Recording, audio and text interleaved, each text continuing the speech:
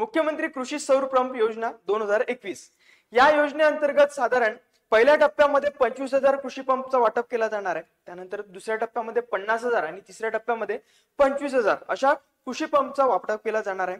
त्यासोबतच यामध्ये साधारण 3 एकर पर्यंत ज्यांच्याकडे शेती असेल त्यांना 3 HP पॉवर पर्यंत एवढा कृषी सौर पंप दिला जाणार आहे आणि 5 एकर शेती ज्यांच्याकडे असेल त्यांना 5 HP पर्यंतचा कृषी सौर पंप दिला जाणार आहे। यासाठी आपल्याला आवश्यक कागदपत्र लागणार आहेत, आधार कार्ड, त्यासोबतच आपल्याला लागेल त्यामध्ये ration card, passport size photo आणि सोबतच लागेल आपल्याला नोंदणी प्रमाणपत्र। त्यानंतर असेल यामध्ये महत्त्वाची गोष्ट म्हणजे बँक खाते, प्राधिकरण प्रत आणि जमिनीचा दाखला सुद्धा आपल्याला लागेल। नोंदणी प्रत ही याच्यासाठी की आपल्याला खरंच नोंदणी आपण केली आहे किंवा नाही।